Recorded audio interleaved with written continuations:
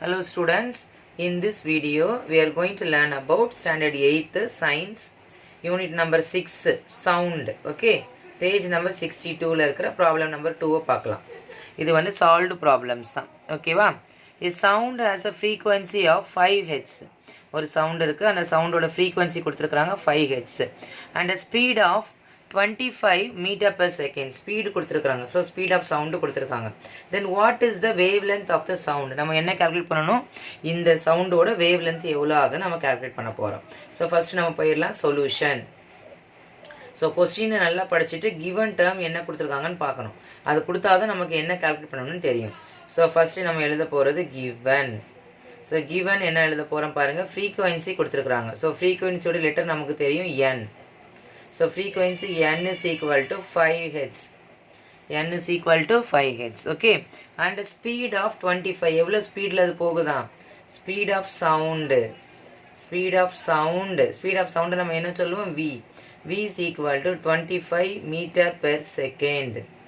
ஓகேவா? So frequency கொடுத்திருக்காங்க, speed கொடுத்தாச்சு. என்ன நம்ம கால்குலேட் பண்ணணுமா? Wave length நம்ம கால்குலேட் பண்ணணும்.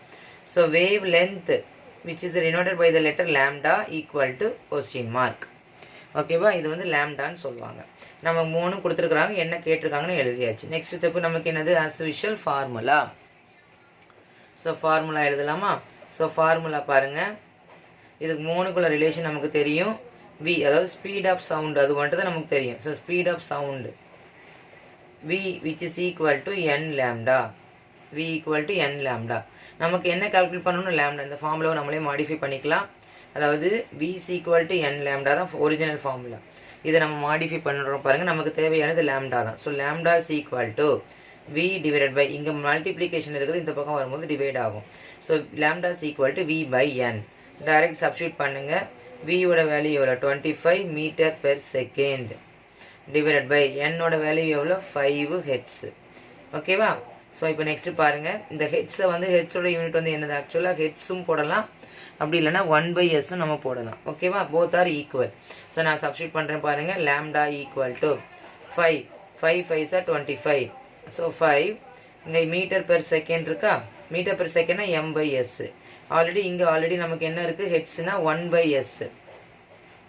இந்த யூனிட் அப்படியே நான் மாத்திரம் பாருங்க. மீட்டர் m/s இன்டூ இதை மேலே வரும்போது s/1ன்னு வரும். ஸோ s கேன்சல் ஆயிரும். ஸோ நமக்கு ஃபைனலாக கிடைக்கிறது 5m. ஓகேவா? So lambda which is equal to 5m.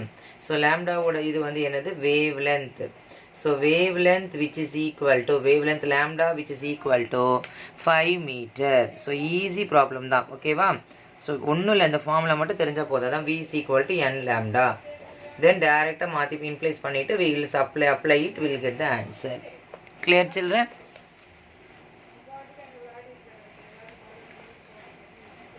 Thank you.